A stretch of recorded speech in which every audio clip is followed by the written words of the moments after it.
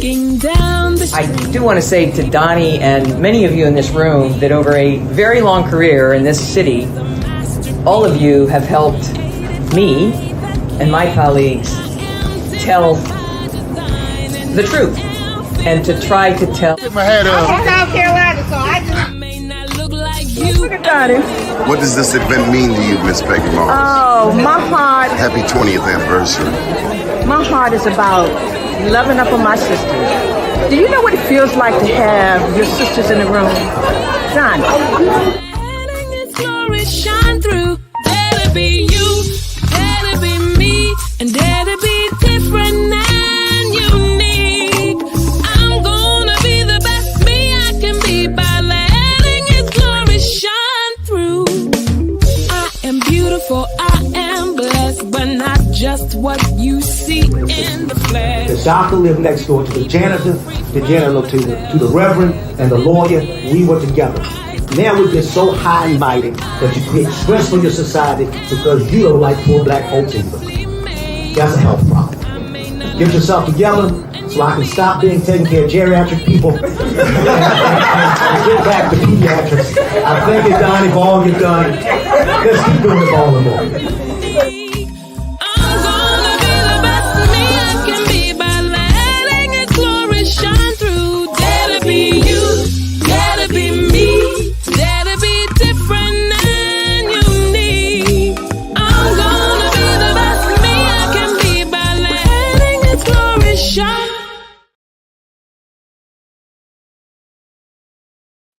First name's Doni, last name's Glover. In it to win it for the long haul, baby. Vinny, how are you, sir? I'm doing well. Thank you for having me. Ooh, what happened to you, Vinny? All right, there we go. So tell us about yourself, Vinny. Hi, I am Vinny Mwano. I'm based here in Baltimore. I'm a filmmaker, brand strategist, business development. I use the art of video to empower and give businesses a voice to control their own narrative. Too many times we rely on other people to tell our story when it comes to business, when it comes to product development. And over the last 10 years, I've been helping from 500 Fortune companies like Apple to Facebook to startups like coffee shops, the ministry in DC, and just part of it is just to control their narrative. One thing I'm really great at is being able to contextualize an idea and think about what the audience really is going to get out of an idea that you want to promote or have people see. And then I kind of work backwards and I say, all right, this is what we're trying to aim at. Now let's put it in the video context and let's create a video journey. That way, who's ever watching your stuff stays watching your stuff. Social media is free unless you pay for the premium cost of having that analytical things in the background. But we realize that social media actually isn't for our business. Like if you think about it, the only way that we can control what people do see and how they engage with our customers, how they engage with our products is on our websites. It's on our own pages. So what I've been educating people in the last 3 years is that you have to get people away from the social media platform and onto your own platform. That way you can control, obviously, what you want them to see, and they're not distracted by other competitors. So I guess I'll just end with that. Vinny Mwano, again, filmmaker, photographer, video strategist, and I help companies enhance sales using the power of video. What companies have you helped besides that? So, yeah, besides Apple, Facebook, there's a company down in DC called The Ministry, and there is the Dance Exchange. There's a lot of I've worked with a lot of nonprofits as well. So there's a company in Chicago called Ingenuity. There's the Junior League of Boston, and Vinny, it's a lot. There's a lot. We can go to my website. You can go to my website. You can see all the companies that I've worked with in the last 10 years. Well, Vinny, sounds like you're pretty good at interviewing yourself. Well, I mean, as a video strategist and a product development, I have to understand how to communicate my brand. And this is what I essentially do with companies. Like I help them control their own narrative. This week I was filming at American Community Management. They're an amazing organization that helps large, from condos to apartment buildings to what's it called? Just homes. They help the communities enjoy where they live. And so they brought me on. Slow down, Vinny. You're saying a lot of stuff and you're just running by. I don't know that it's sticking to the wall. You said, say what you just said again. Yeah, so I was brought No. You say you work with a company that does what? Oh, yeah, cool. So I was hired as a consultant for a company called American Community Management. They're based here in Baltimore. Well, they're just outside of Baltimore, so not too far. And what they do is they help communities from condos, apartment buildings, and just homeowners enjoy and love where they live. And so they manage large communities. How can you help them enjoy where they live? Well, me as a video strategist. Yeah. So me as a video strategist, this company, the ACM, American Community Management, what they do really well, like they are the pioneers of community management. And so I said, hey, you guys have been around for 20 years. So what have you implemented? Tell me, Vinny. Tell me. Because you're throwing around some terms that don't quite who is the pioneer of community management? American Community Management. That's the name of that's the name of the company. They're the pioneers in what regard? So they implement. So if you they're 20 years old, how are they the pioneers? They're the pioneers. I'm a little lost. We've been on this planet for what? A billion years? A billion years, yeah. So the reason why they're the pioneers is because they have implemented new ways for communities to better get a hold of their community management. What the hell is that, Vinny? I mean, again, so if I would describe it, I'm going to simplify it as this. I mean, you're not talking about East Baltimore, are you? You're not talking about West Baltimore, are you? No, they're not based in Baltimore. This company. So would they be able to manage East Baltimore, West Baltimore? Because you're tossing around terms. They definitely will be able to manage. They definitely manage. If you have a huge apartment complex. Have you been watching the news? Not recently. Why? What's up? Do you know what's been happening in East and West Baltimore? In the sense of gentrification, or are we talking about something else? Violence. Oh, I mean, there's always going to be violence. No. It doesn't have to be to the level that it is in Baltimore. I mean, no, definitely not. Stabbing and shooting. Little 10-year-old girl got stabbed to death 10 times. I mean, Vinny, this is some unprecedented stuff that's happening. And so whoever these pioneers are, we need to get their asses down to City Hall so that they can do some real pioneering, because we have a 911 situation, Vinny. Baltimore is violent, and they're killing little girls. Yeah, which is really sad. It breaks my heart. I have a little one, and I worry for him. Vinny, it's economics. Yeah. The investment in Baltimore for the past 20 years has not gone into East Baltimore or West Baltimore. The investment has gone downtown to the harbor. And so as you're talking about these pioneers in this majority Black city, I'm not buying your storyline, Vinny. It's not adding up. Well, I'm just giving you an example of how I work with companies. And this company is they're owned by. This company was a pioneer. Well, yes. If you've only been around 20 years, that's a baby. Well, yeah, you're definitely right apart when you say it's a baby. But I want to say that sometimes there are companies that have been around for 50, 100 years, and they're going out of business because they were not able to actually meet the customer's demands, in a way of how there's now keypads where you can unlock your phone, because unlock your door with a touch of an app. So there's more security that has been implemented within buildings. And so how do condos implement that within their community? And so this company, ACM, does a really good job of creating a better relationship with their community. And one example, and then I want to change the topic. Are you talking about the white community or the black community? This is all communities. Baltimore is This- pretty segregated. Yeah, correct.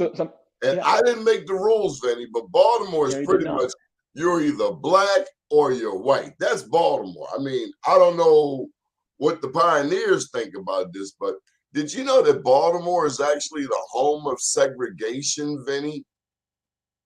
In America. I did not know that. This very city that you're alluding to is actually the birthplace of American segregation. So I'm a little leery on these theories that seem a little one-sided, Vinny.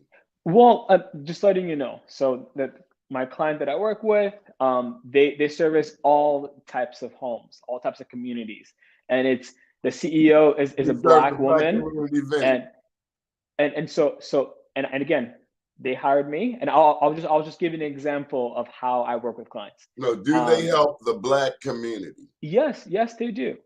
They do. They do. Yeah. Where? I mean, if you look at where they service, I don't know. I do not know specifically in terms of where the communities that they have, because that's something that, again, I'm just a consultant videographer. But I know for a fact. Tell you where they haven't helped. They haven't helped East Baltimore and West Baltimore. I can't say that. So that cannot be a definite fact. Say that. I've been living here 55 out of 57 years. I can tell you that. See, no investment. All right, then. Yeah. No investment has gone in these communities, and that's the problem.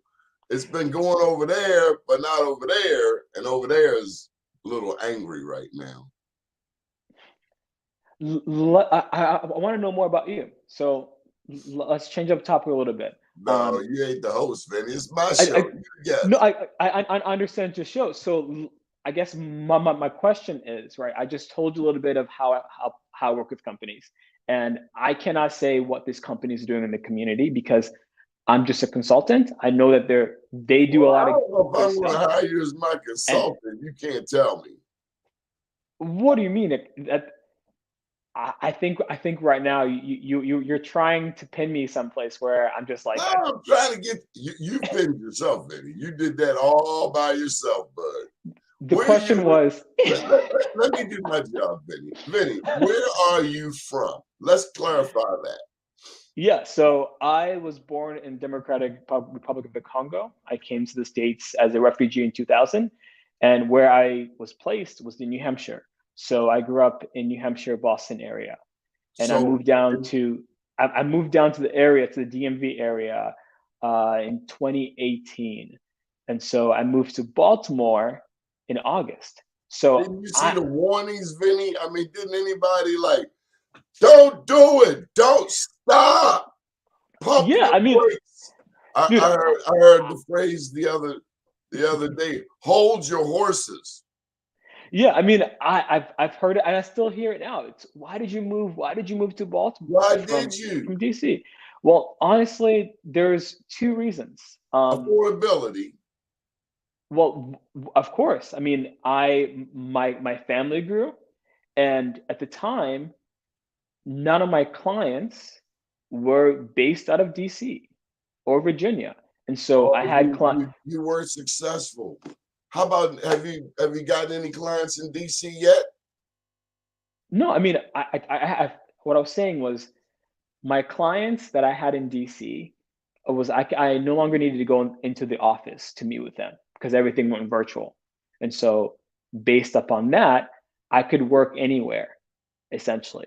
And so the living cost of living around the DMV area was just skyrocketed.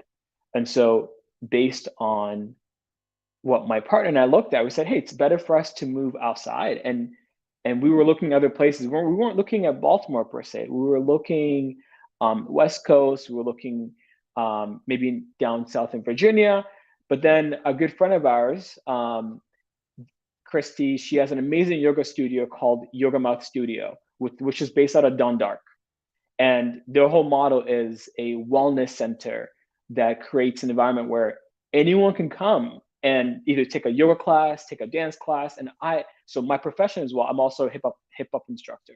So I teach intergenerational, a hip hop instructor, hip hop dance. You are? Hip hop dance. Yeah, hip hop dance, and also teach Afro beats. There you go, speeding up again. Now, I want to go back to the Democratic Republic of the Congo. Yeah, now, let's talk. A lot of people don't know, but that's right in the heart of Africa, right? That's like right in the middle of the continent. Yeah, it's right there. I mean, when you look at the continent of Africa, just point right in the middle where the equator is. That's where I was born. That's where I was born, and lived there for 6 years. I was born in Kinshasa. And we've seen many movies about Kinshasa. Yes, per se. I mean, not all bad movies. I mean, but right in the heart of Africa. I mean, there are a lot of natural resources that come out of there. Yeah, this is also one thing that people need to know is that the DRC is the Wakanda of the world right now. The reason why I'm calling it Wakanda is because it has gold, coltan, diamonds, has oil, has all this natural resources. What do they have that goes in the cell phone? Is that coltan?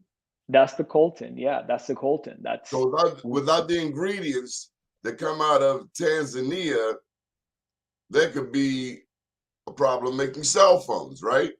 Well, the DRC, Brazil, and there's another part in the continent of Africa that has coltan, where they mine in companies in Europe and companies in Asia that utilizes miners to mine this coltan. But the DRC has the largest supply of coltan, and without coltan, you and I won't be able to talk right now because the silicon package board, every electronics has a silicon package in it.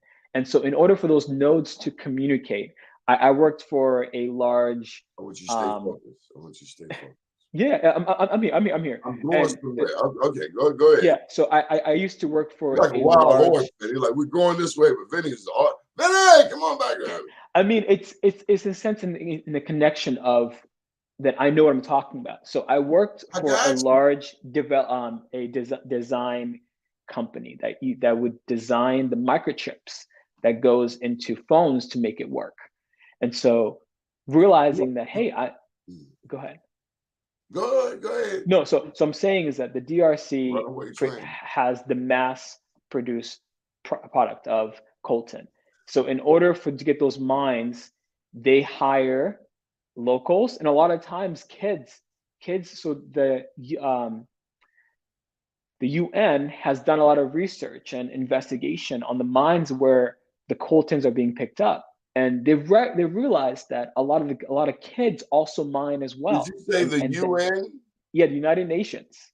So do you think the United Nations is aware of what King Leopold did in the Congo? Oh, of course. I mean, everyone is aware. You think the United Nations is aware of what America has done throughout Africa? Of course. Do you think the United Nations is aware of what the Dutch Boers did in South Africa and are still doing?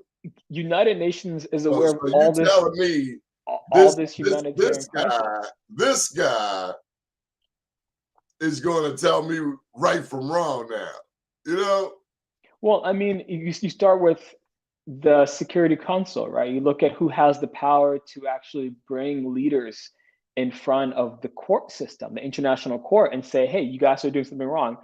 If the folks that are But committing. you own the court. The UN owns the court. The United States owns the court. It's up the block. It's up the block in downtown Manhattan. Vinny, I mean, you're making the it's killer out to 7. be. You're making the killer out to be the savior, and I'm just letting you know. We know. I mean, no, I mean, you just fun fact. I have my Vinny, degree. What happened in the Congo? What happened in the Congo, Vinny? Let's just cut straight to the chase. What did Leopold do in the Congo? He committed genocide. He committed genocide. He cut my people's limbs off. Like, so you got a whole tribe of people with no right forearm, or a whole nother tribe of people with no left forearm. Yeah. Or a whole tribe of people with no right leg, right? That's what the Belgians did, right? That's what the Belgians did. So we can't give people like that a pass because they go and change uniforms. Oh, of course not. I mean, I think we are in an age where no one is giving them a pass. I think that this is why we see they don't get to point fingers. Oh, you guys, because they are the you guys, and not just in the Congo. Yeah. Across the continent of Africa. You talked about, hold tight. Yeah, I'm here. The ingredients that go into a cell phone. What you didn't say is that if we kick the Europeans out, we could control all of the resources ourselves. That's the issue. What you didn't say is that a lot of the war in Africa is instigated by external powers who only want to control the natural resources anyway. So I'm not buying that, Vinny. They don't get to point fingers after they've thrown bombs, cut off people's limbs. Do you remember when they had an explosion in Belgium about 5 years ago? Well, anyway, which one? I mean, we could definitely talk about that. I mean, I'm not They had remembering an app. that one. They had an app on Facebook, and I'm watching Black people saying, "God bless Belgium," and I'm like, "You don't know your history." Or something happens in Paris, France, an explosion, and then here we go. Here go Black people. We want to save the world. Oh, help out Paris. Or most recently in America, help out Ukraine to the tune of $100 billion. But we have a crumbling infrastructure here in America. We have schools that are just abysmal. And then we're running around building stadiums with the money we're supposed to be buying books with. So what I am most touched by, Vinny, is the fact that you were able to leave, and I don't know if the word is escape, but for you to leave Africa and get somewhere that was a little safer than where you were, whether it's Africa or beyond. But East and West Baltimore, yeah, we are the result of that same type of colonialism, imperialism, which included slavery, and nobody's hands are clean, Black, white, or otherwise. I mean, yes, I'm happy that through my mother's prayer and her resilience that she was able to find an international organization that were able to hear our story and get us out. One thing that I've realized being in the States, I do consider myself Congolese and American. Can you speak Congolese? I speak Lingala. So the native tongue in the DRC is Lingala, French, and there's other surrounding countries language that implements that also gets spoken. How do you say hello in Lingala? Ndinganiniyo. That's Lingala. Dinganiniyo? Yeah, that's how are you? Dinganiniyo. Yeah, that's it. Okay, how do you say how are you doing? Well, you could also say you could say the same thing. Dinganiniyo is how you doing? It's hi. That's a long hello, man. You must run get shot by the time you get that out. Okay, how do you say thank you? Well, because of the Belgian influence, the Belgian colonialism. The Belgians French, raped and destroyed Congo. They don't get a pass. Don't give them a pretty picture. They are imperial. I'm just saying, because of their colonialism, their years and years of taking away the culture, exploiting. Yeah. So they ended up creating French. They ended up mixing French with Lingala. So like a Creole. Like a Creole, yeah. So there's Belgian French. A lot of people aren't familiar with it, but there's Belgian French, there's Canadian French, and there's like French, the Paris French. And so there's, you just say Maxi. So there's a lot of French entwined with Lingala. And as we all know, at one point the international business language was French. And so if you couldn't speak French, you couldn't do business internationally until English took it over. That's just part of what I grew up learning. Do you ever wonder, Vinny, how these little small countries in Europe, I mean, England's not that big, it could fit into the corner in Africa, how this little bitty swath of land creates so many damn diabolically criminal people, and how they control the whole of Africa? Do you ever wonder that? I mean, do you ever wish you were like on the shores of Africa with like an AK or a missile launcher? It's like, whoosh, blow up anything that comes near the coast, protecting your homeland.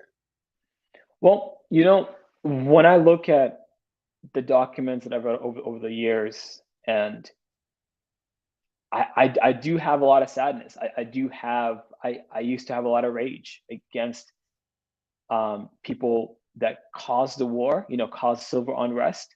So you were disliking black people and white people? I mean, in a sense, it was more so damn right, Vinny, say it. No, black people and white, just like slavery. Slavery started with black people, and then it was white people. It's both people's fault. I wouldn't really compare what I went through with slavery. I mean, that's just. Damn right, it was. Somebody uprooted you. I was terrorized. It's traumatic. I mean, they wouldn't say that on the homeland. I wouldn't say that. I mean, so what I'll say is that I'll go back to what you asked me. Do I ever wonder why, the small little countries in Europe have so much power, and how over much Africa. Over Africa? How come we So I always wonder that. And you know what the answer for me, what I came up with was this: is that in order for people to keep their sovereignty, right? That in order for a country to be sovereign, you have to have a military to protect your citizens, and you have to be able to expand. And so Europe saw the vast resources in America, and let's just note that as you're expanding, as you're imperializing, you're encroaching on someone else's land. Christopher Columbus, hold tight. Christopher Columbus didn't do us any damn favor. As a matter of fact, if he were here today, we'd probably punch him in his mouth. But Christopher Columbus, he expanded for Spain and Portugal over into the Western Hemisphere that black people have been coming to all along, but now they want to own it and control it and rape the people and kill the people because they want to expand. So there's a limited amount of land. They're not making any more new land. And so and also one thing that I would add is that we have not learned, Vinny, how to live together. Because if you got your land and I got my land, there's no reason for you to be over here on my land. And if I catch you over here on my land, we're going to have a problem. Just like if you catch me on your land, you're like, oh, we got a problem. And I think that because of this notion that it was the Queen sending Christopher Columbus for the purpose of Spain, purpose of expansion, purpose of new territory, purpose of power, as we all know, because everything that people empowered. Do you know what was happening around the time Ferdinand and Isabella sent Christopher Columbus over here? Do you know what was happening in the world? Tell me what was happening. The Ottoman Turk Empire for 700, 800 years the Moors, they look like me and you. They were dominating the Iberian Peninsula. Blacks were royalty across Europe. Did you know that? Yeah, well, I knew that. Just Across look at the Middle Europe. East.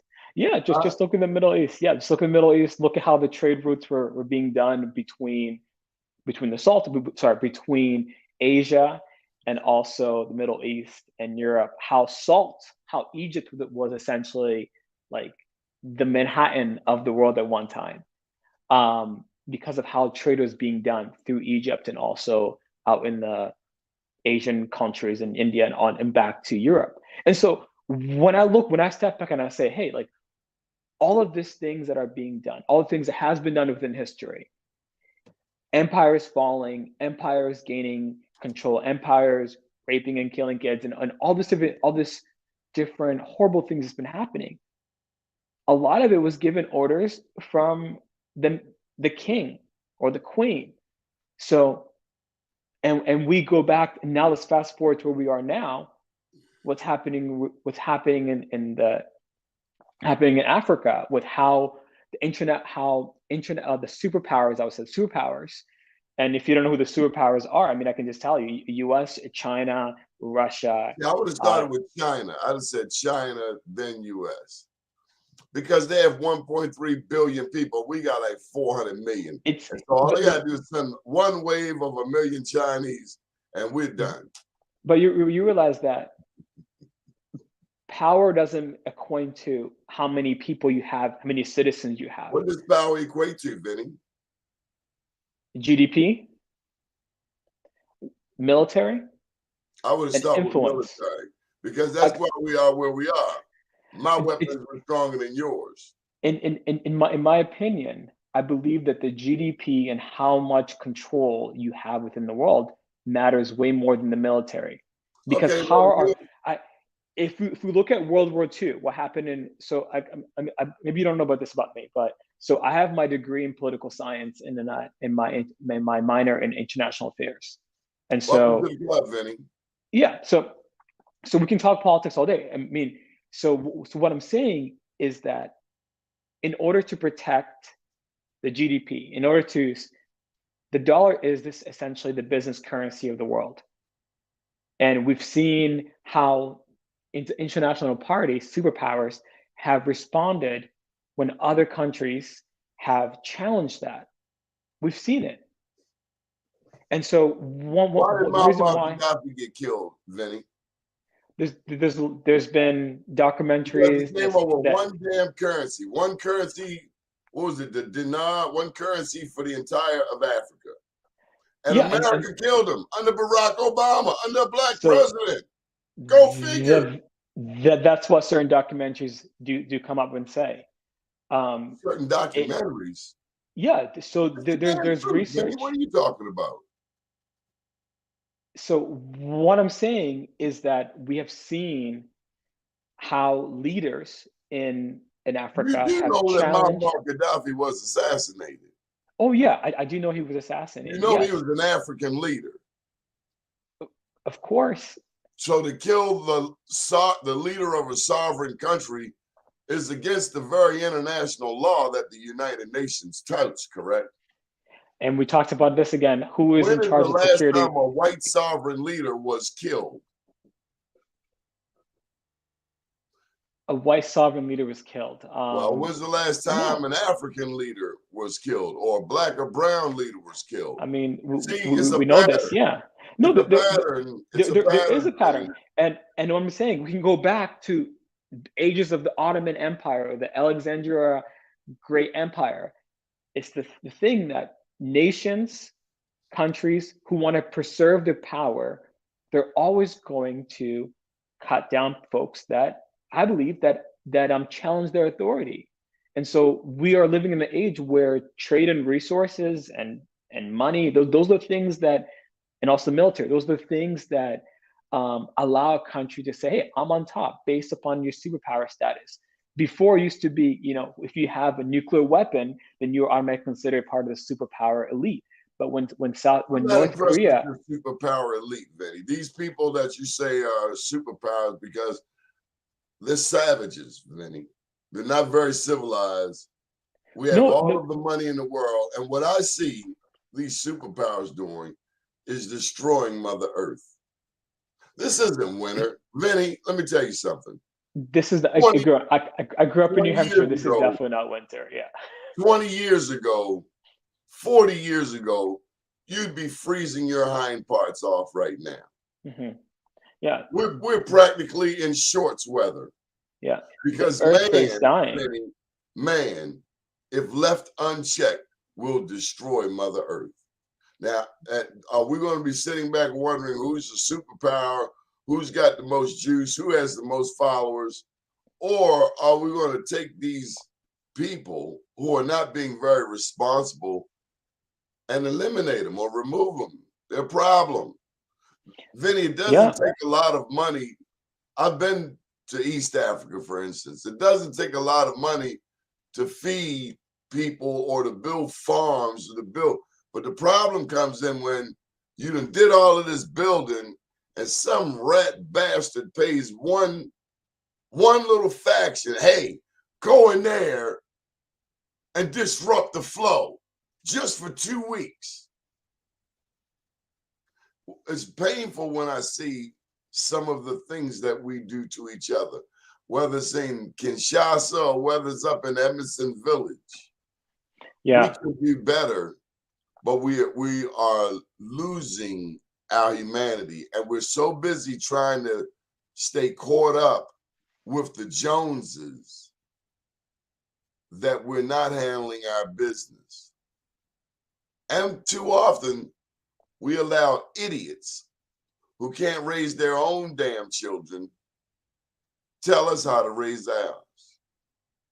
That's America for you, Vinny. I mean, I think you said it. Lost. These people they're no damn good. And there's definitely parts. What you said, I definitely agree. I think that people that lack empathy, lack this sense of humanity first, right? Beyond just their own family. I think it's hurtful. Would you ever go back to the Congo? I would love to. I would love to. I'd love to go back. I'll love to see the motherland. Is your mom there? No, she's here. But my mom has visited a lot. She's gone back a lot.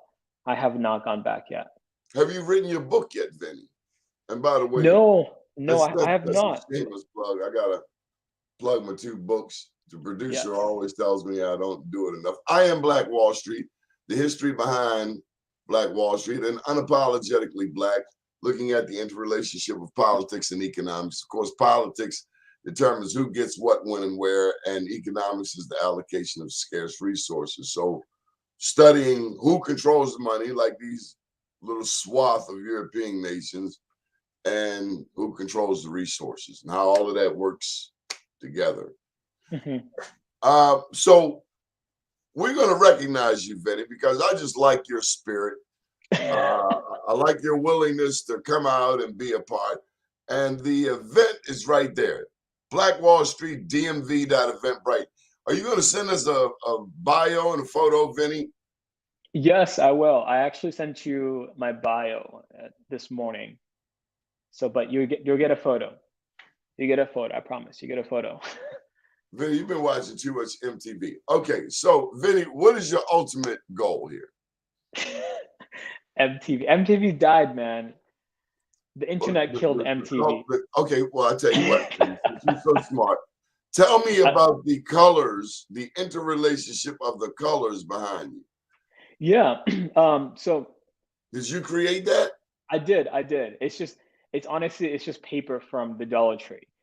It doesn't look like it, but the reason why I chose those 3 colors is because they're all primary colors.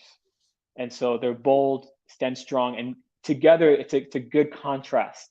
I didn't choose it knowing that I would be, I do a lot of video conference. And so I always instead of having a plain white background or a green screen, I wanted different colors that could bring me out as a creative, that can stand out as a creative, as a brand strategist. One thing I tell my clients is that every color that you display, people have an emotional interpretation of who they think you are. And so for me, I like to be vibrant. I'm a vibrant human being. They remind me of MTV colors. Make me want to. Oh, that makes sense. Wow. Because I'm old. I mean, no. I mean, you're wise, man. You You're know young what spirit. a lot of African Americans are not sure about is when we see a dreadlock, because dreadlocks are associated with what country, Vinny? Is it Jamaica? Jamaica. But yeah. Africa's a pretty huge continent. I'm pretty sure somebody wore dreadlocks there before. Dude, people have been wearing dreadlocks since long before they even got man. to the Western Hemisphere. Yeah. People have been doing dreadlocks forever. You know, one thing that makes me really upset is that Congress had a opportunity last year to pass a law that said that employers cannot discriminate against folks that have dreadlocks. Like your hair, you can't be discriminated against your hair. And they didn't pass the law.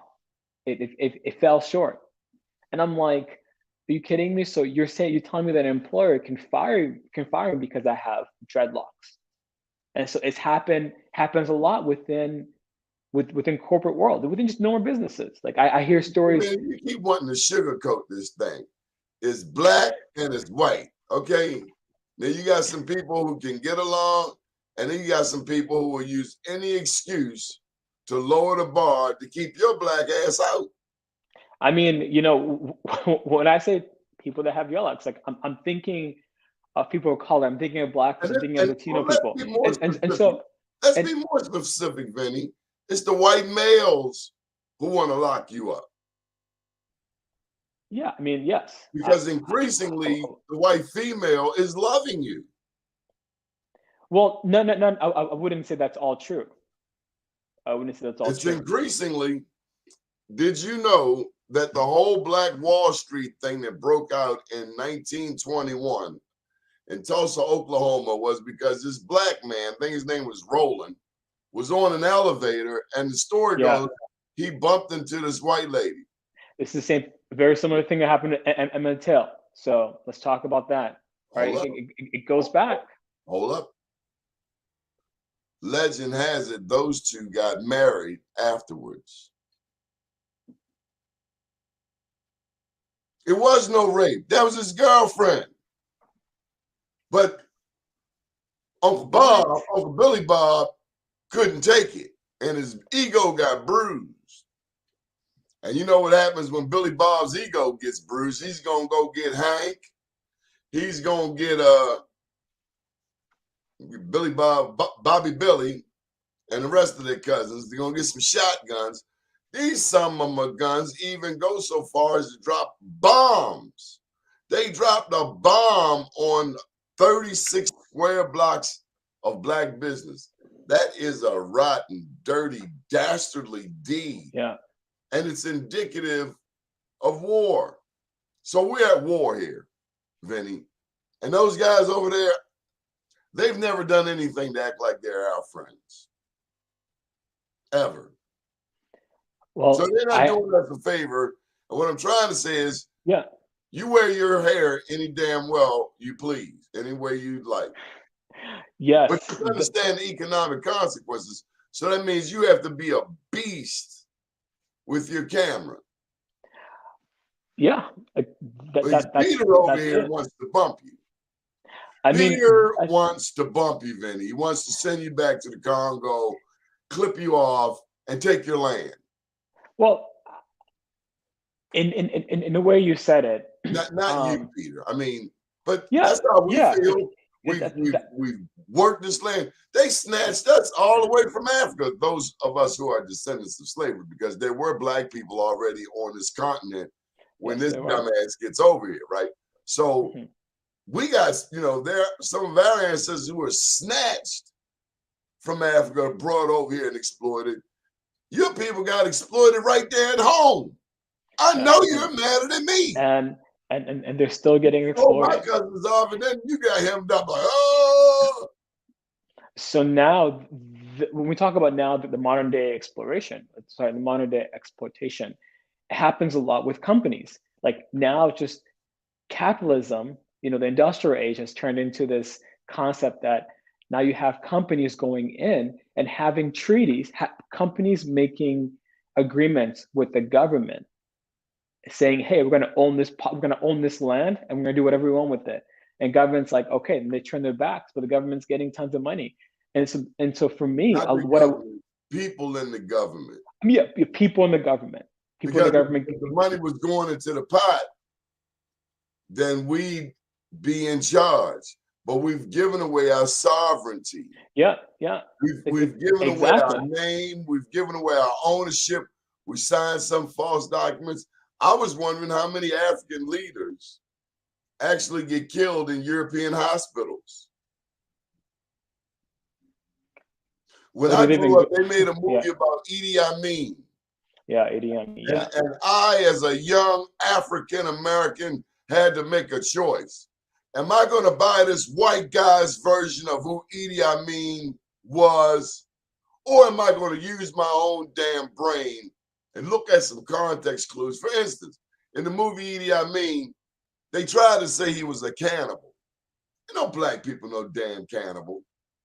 Going around eating no dead man flesh. And this is also the narrative that we get. To throw salt on it. Yeah. But then you realize, why are the white people mad at Idi Amin? Because Idi Amin kicked them in the ass, square in the ass, and kicked them out. And said, take your children with you, and don't you bring your ass back. Yeah. So is it that Idi Amin was a cannibal, or was it that Idi Amin actually pimp slap some of the same people who hurt your people and my people? I'm a bet on Idi Amin because he looked more like me. Now I ain't saying he's my homeboy. And what I find is to be comical and also sad is that that even in 2020, people still use the same terms of barbaric. These people are not civilized, to classify to justify why they do certain things. It's like when I was barbaric. You know what's barbaric? Have you ever seen Vigna Raja on television? No, I don't Here's know this little Indian guy who keeps running on this story about his dad was a teacher, and he wants to show up at every Tharu, that's his name, Tharu Freak Nasty Vigna Raja.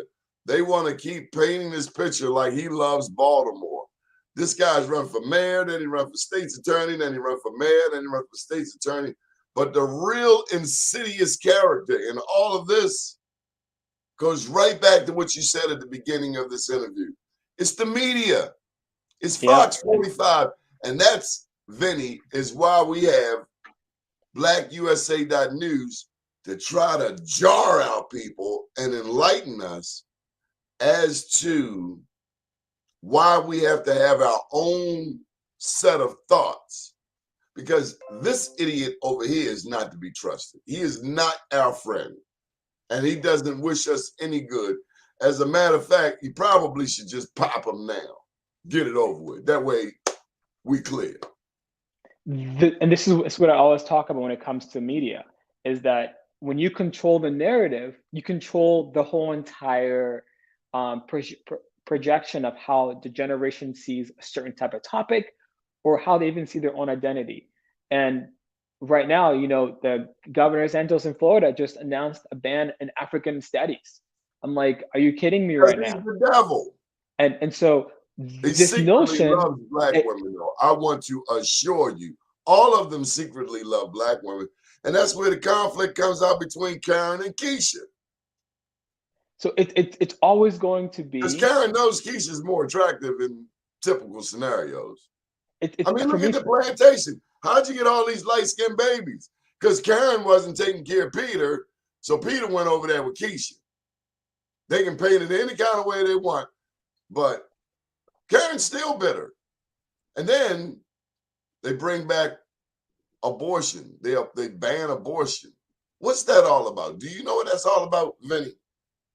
I know you're wondering, how did we get from all of it? But who does abortion hurt? Hurts people Besides that the mother of the child.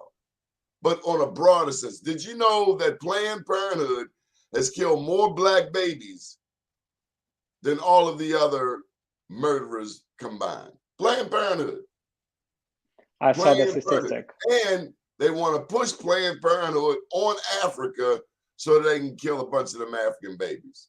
Founded by this lady, Dr. Margaret Sanger. Margaret Sanger, Sanger. She was one diabolically evil witch. And she was all about exterminating black people. And this goes back to, because I heard you note some of your European contacts, Charles Darwin, Charles Galton, all of those eugenists people who train folk like Adolf Hitler. I can't make this stuff up, Vinny. Planned Parenthood kills black babies more than anybody else. Well, let's look at the population. They won't take it over there in China, and I bet you they won't take it there in India. They might try it in India, but I know what China got for them. China ain't having none of it. China will send you back in 16 boxes. So China also has a child restriction law. America killing black people for walking down the street. So what? Well, you said take it to China, and I'm saying that the Chinese have a whole different system of how they govern. They exploit. Everybody exploits. Every country that wants to, every nation that wants to expand and gain power, yeah. That's not how it should be. Like, imagine if we were all able to say, hey, let's just collaborate, let's create an agreement and collaborate. Only thing they imagine, their gun is bigger than your gun. I saw a simulated war scenario between China and the U.S. Who do you think won? I think the U.S. wins. I think the U.S. wins. The U.S. gets their ass whipped up and down the block. Go over there, mess with them Chinese if you want. Now, COVID has put a damper on things. You do know they have 1.3 billion people. Okay, so you keep saying 1.3 billion people. Not all those 1.3 billion people are in the military. No, they got an army with a billion. So let's just look at from the DoD standpoint, how much money gets put into the American. Look at what we buy. We can't make anything. Everything we have, we buy from China, Vietnam, Southeast Asia, everything we have. We don't manufacture anything. We can't even make a good damn Ford truck anymore. Found on the road dead. That's what it stands for. That's pretty funny. So when I look at all these things you mentioned, I go back to the concept of what does it mean to be human? What does it mean to be in a community and hold our appointed representatives accountable? I do a lot of stuff with the creative lobbyist groups, either in DC, and I'm starting to get more connected, obviously through you two, in Baltimore. And one thing that I've been noticing is that individuals, communities that feel as if the people that are in power are not for them, they get disassociated from actual change. And so it becomes, in my opinion, it becomes a narrative thing, is that when we're not informed how we can use our power collectively to actually make a difference. There's this concept of what it actually means to be an activist. What does it mean to be a lobbyist? What does it mean to be a law changer? Over and over again, I've come to this conclusion that when a person doesn't look like me that are in power, I have to constantly know and remind them, it's like, hey, you're representing me.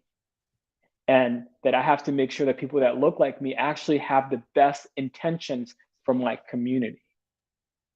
Over and over again. How are you going to do that? By giving them a call, by making sure that they know what the actual needs are within the community that they said they're supposed to represent. We need supermarkets in West Baltimore.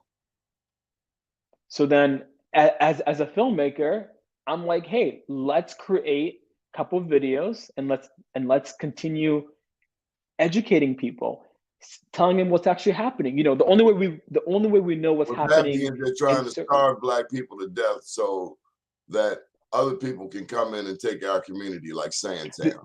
This is also happening in South DC. The mayor in DC is Black. Across DC. It's happening across DC. So this thing, which again, it breaks my heart, and I just want to shake our representatives, like, hey, you guys need to do more. But I also realize that the representatives that are people that are supposed to representing us, they spend paid by developers. They get money under the table from developers. Yeah, and also they get their time is spent fundraising. Their time is spent calling wealthy people within the state, getting them to donate money because they have to hit a certain quota. So I want to get rid of that. I want to get rid of this concept that you have to raise money for. You're a revolutionary. Oh my God! Call the United Nations. We've got someone subverting democracy.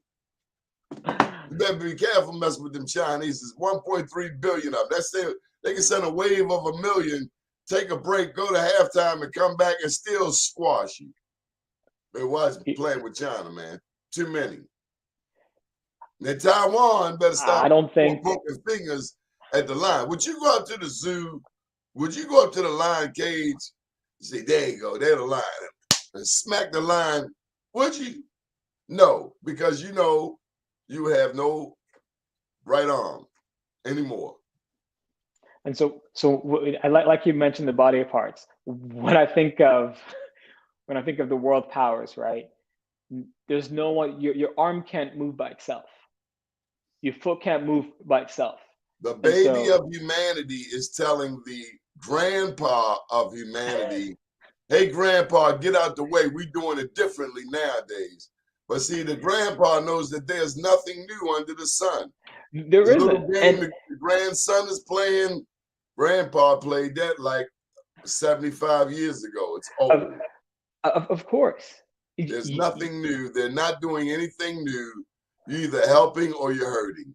Real simple. I don't care what uniform you got on, what language you speak, how pretty your girlfriend is. If your ass is an exploiter or if you are a friend to humanity, it's indicative by your actions.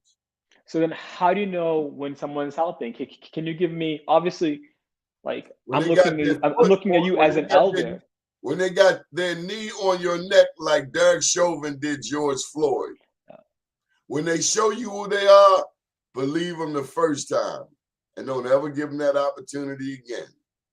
So then how do I navigate the city knowing that there's people that are around me that are not for me? You pray to God. And so pray to God and then God for direction. And then whether you're in Kinshasa or whether you're in Emerson Village, you stay plugged in to God. You get that cord. You get that cord and you plug that damn cord in. You plug it in. We are unplugged. That's the problem, Vinny. We're unplugged. We're not connected to the source of the universe. So we're going on our own GPS, but the problem is it's not connected.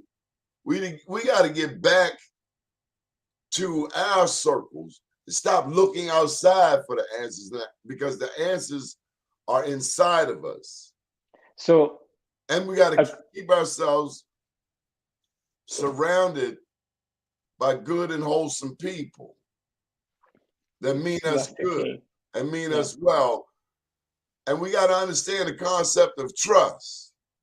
That trust is the most expensive commodity on earth.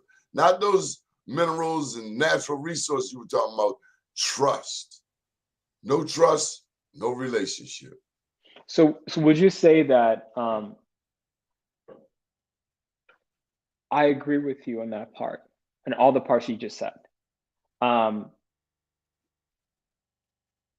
thinking about folks that are having a hard time trying to pay their bills, having a hard time just trying to just survive in the times that we're in.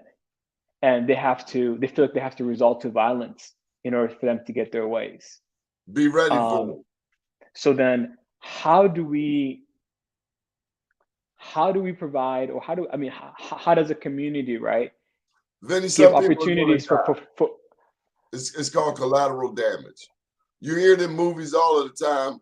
Black people in East and West Baltimore are simply collateral damage. But who's killing them? That's a great question. We might have to do an entire show on that. But it ain't all black people, because black people don't make no damn guns. Nor do we drop them off in other communities. It's a lot. It's evil people. Evil people that are black, white, and Asian. I do believe in Native Americans got anything to do with it. And let's not leave out the Latinos. They don't get a pass. I believe that when circumstances, when economic equality, inequality is skyrocketing the way it is, we tend to see violence. I mean, they always give this picture of Chicago. Chicago has. What happened to your family in Kinshasa? What could stop that? If Congo had a unified military, without somebody taking some money under the table. See, I used to complain to my father about racism. And he said, well, you need to look at them greedy ass African kings who sold you over here the first time. Not that I know that my ancestors were slaves, because not all black people were slaves. Mm-hmm. It was like when I watched the Hutus and the Tutsis. The movie was called Rwanda. Yeah, the Rwanda genocide, yeah. How the hell can you tell a Hutu from a Tutsi? You can't. And so this is when it comes to the tribalism element of things. And white people don't like each other. They fight each other all the time. The Scottish and the Irish don't look like best friends to me, bud.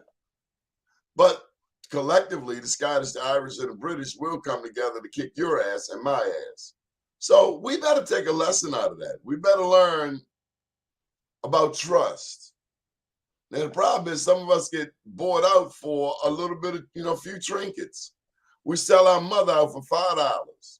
We're selling heroin, cocaine, and crack on the corners of Baltimore. And it's not like the cat is going to buy a country. He's going to move right out there in Owens Mills, where the feds eventually lock him up, take his stuff.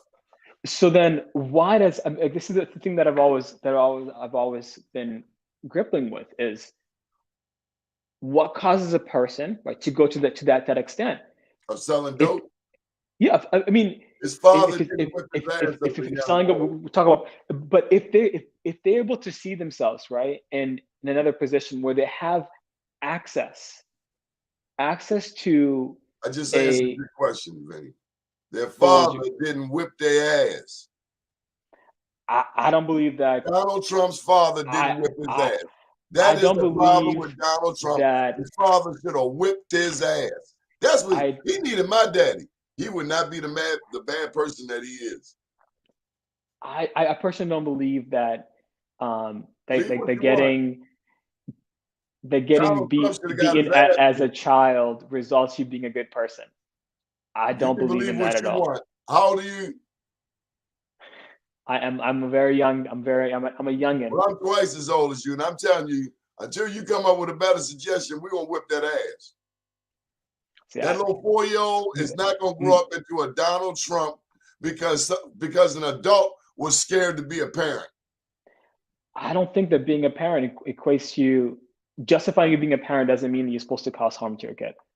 In my opinion, there's other ways. I didn't do it to him. I told him don't touch the stove.